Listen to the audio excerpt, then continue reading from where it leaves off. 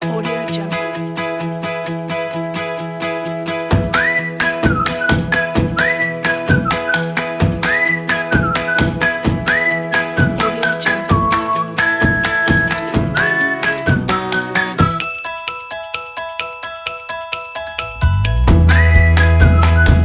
Audio Jungle.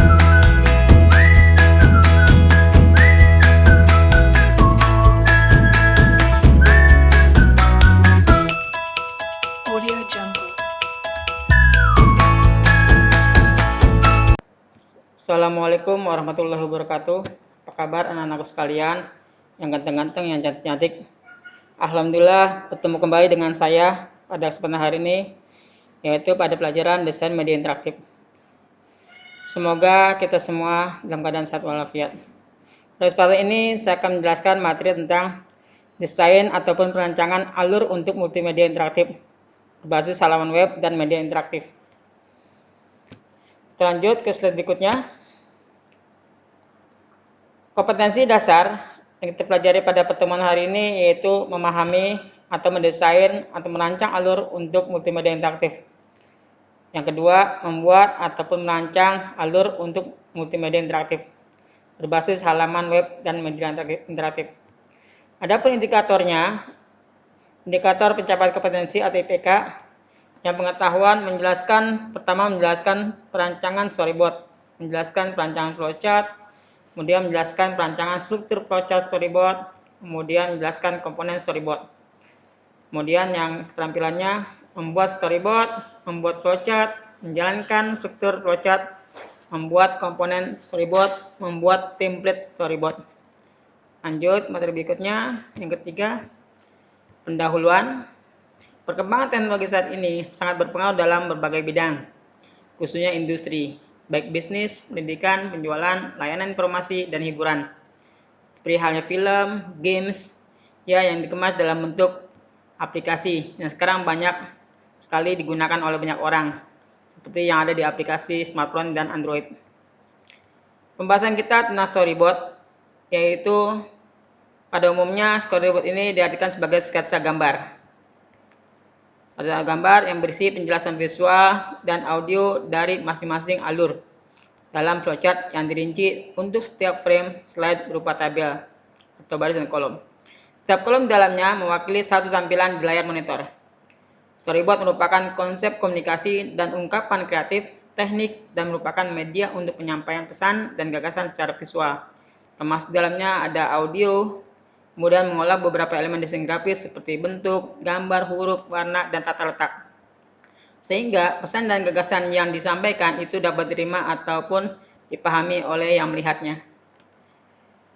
Kemudian definisi storyboard, secara umum juga diartikan sebagai sketsa gambar yang menceritakan ataupun yang menjelaskan urutan dari kegiatan suatu peristiwa ataupun kejadian yang dituangkan dalam bentuk gambar. Lanjut, slide berikutnya. Tujuan penggunaan storyboard. Adapun tujuan penggunaan storyboard yaitu yang pertama membantu memikirkan detail, diam, dan alam dari keseluruhan dari game. Ini versi sebuah games. Kemudian yang kedua, menggabungkan konsep menjadi dokumen desain semacam movie script. Yang ketiga, sebagai acuan kameramen dalam pengambilan gambar secara tepat. Ini versi perfilman.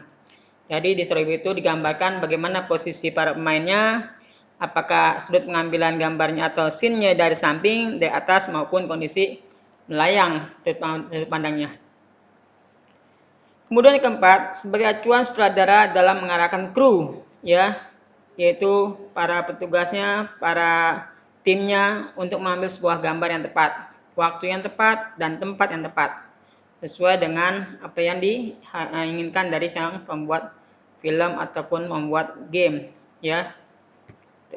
Dari storyboard itu akan digambarkan tampilan seperti apa. Fungsi storyboard animasi adalah sebagai berikut. Yang pertama, merencanakan sekuen sinematik.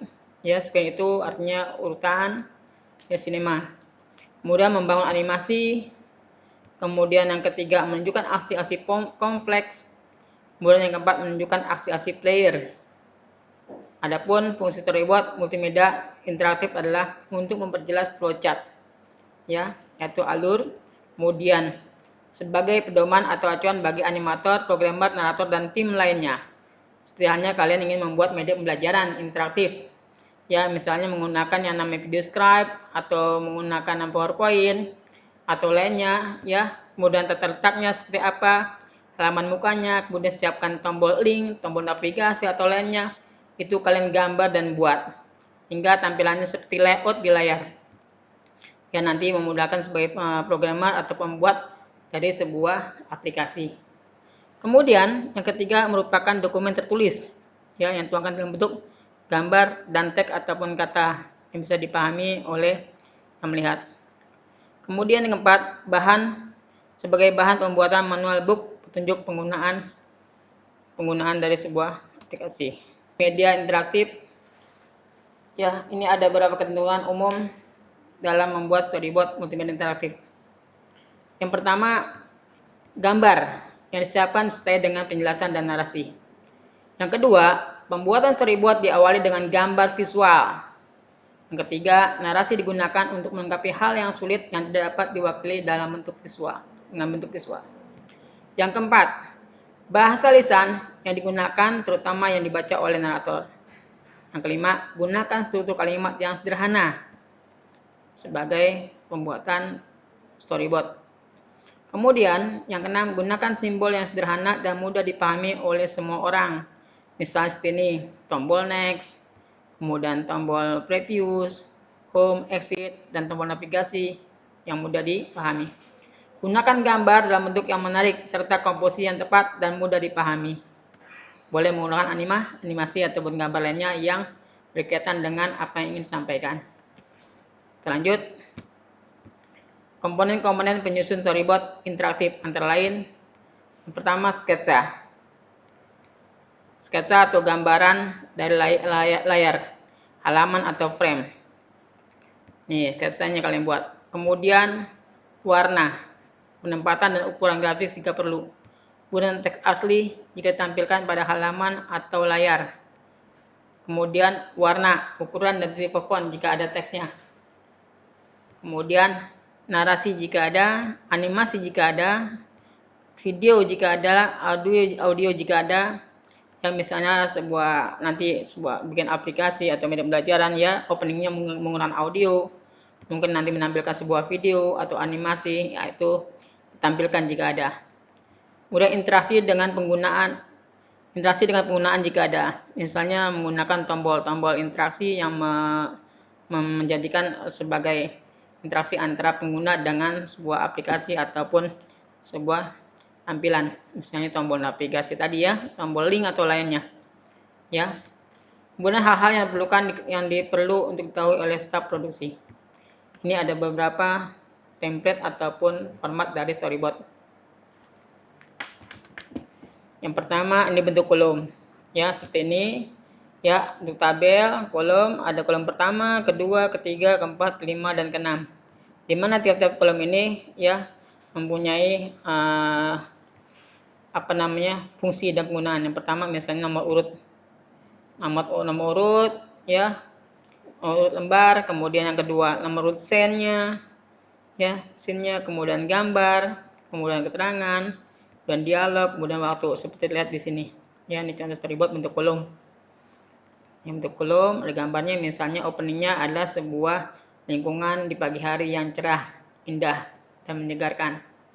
Kemudian suasana paginya, ya gambarnya di sini, keterangannya adalah suasana pagi, ya kemudian di sini ada kancil berjalan sampai bertemu dengan siput, ya kemudian dia bercengkrama, kemudian di sini ada dialognya, ya antara kancil dan siput. Nah, ini kemudian ada waktu dan durasinya. Ini adalah storyboard dalam bentuk tampilan layout, ya seperti yang kemarin pernah sampaikan. Ya, storyboard seperti ini. Ini ada title-nya, judulnya, kemudian tombol navigasinya, ya kemudian konten area, ya ini menunjukkan judul, dan di sini ada description. Nah ini seperti ini. Ya misalnya kalian ingin membuat suatu media pembelajaran menggunakan PowerPoint, buat dulu sketsanya seperti apa mau dibuat. Ya nanti setelah dibuat, digambar, nanti dibuatkan bentuk PowerPoint mengacu pada gambar yang tadi dibuat. Ya seperti ini grafik di pojok kiri ya. Grafik bisa kalian gunakan untuk menempatkan logo dari sebuah sekolah. Kemudian heading ini biasa digunakan untuk judul, ya. Kemudian di sini ada menu yang berisi konten-konten ataupun di sini daftar menu ataupun link ataupun tombol yang digunakan untuk ke slide berikutnya. Ya, misalnya di sini ada slide pertama, kedua, ketiga, keempat, misalnya KD. Ya, kemudian di sini ada teksnya berisi tentang penjelasan dari aplikasi ini. Nah, lanjut. Nah, ini adalah storyboard dalam bentuk belangko, ya. Belangko atau biasa kalau kalian lihat di gambar-gambar atau di komik ya. Ini ya ada gambar orangnya di sini, kemudian ada nomor scene-nya, ada adegannya, adegan keberapa, ya, kemudian scene-nya, kemudian sudut pengambilan gambarnya, ya ini ada sudut medium shoot, close up shoot, kemudian A level, ya, kemudian beat angle, kemudian ada audio, suara, kemudian durasi untuk adegan ini berapa detik, ya. Sini ada kegiatan actionnya, misalnya seorang kancil bertemu dengan siput pada suatu pagi hari. Ya, ini dialognya antara kancil dan siput, kemudian ini catatan menjelaskan lingkungan dari pada adegan itu yang sedang berlangsung. Nah, ini seperti ini. Nah, ini seperti ini yang tadi. Kemudian oke. Untuk pertemuan hari ini kayak cukup ya. Materi hari ini ada tugas ya, tugas buat kalian yaitu membuat storyboard untuk media interaktif. Tugasnya adalah buatlah storyboard materi pembelajaran untuk diterapkan atau dibuat di Microsoft PowerPoint dengan langkah pertama, siapkan kertas atau kertas gambar atau buku tulis atau pensil ya, atau penghapus ya, atau penggaris atau alat bantu gambar yang dibutuhkan, atau kalau perlu pensil warna atau spidol warna serta kamera handphone ya. Nah, ini buku tulis boleh, kamera handphone ini untuk mengambil gambar storyboard yang udah jadi, kemudian nanti kalian posting ataupun kalian upload. Yang kedua, gunakan bentuk storyboard layout seperti gambar pada slide ke-8 ya, tampilan layout ya. Nanti kalian gambar di kertas dulu ya seperti apa ya sketsanya, nanti baru dibuat di PowerPoint atau mungkin nanti pakai video scribe. Ketiga, tentukan judul dari materi pembahasan. Ini kita temanya adalah membuat storyboard materi pembelajaran. Yang ketiga, tentukan judul materi pembahasan sesuai dengan kompetensi dasar dan indikator pencapaian kompetensi. Ya, judulnya apa, ya, atau pelajaran apa, KD-nya apa, ya seperti di atas nih, seperti ini. Nah, perhatikan. Nah, ini judulnya tampil seperti ini, saya desain. Nanti judul seperti ini. Dan ini kompetensi dasarnya, ini IPK-nya, indikator pencapaian kompetensi. Lanjut. Kemudian yang keempat, buatlah storyboard sesuai dengan langkah nomor 1, 2, dan 3. Bentuk penyajian storyboardnya bebas, seperti apa kalian buat, kalian gambar, ya ini terserah kalian. Ya, boleh kalian searching boleh. Kemudian hasil gambar kalian silakan kalian foto, kemudian kalian upload ke kotak tugas yang ada di Google Classroom. Rasa cukup pertemuan Bapak kali ini. Lebih kurangnya Bapak mohon maaf. Terima kasih. Wabillahi taufiq wal hidayah. Wassalamualaikum warahmatullahi wabarakatuh.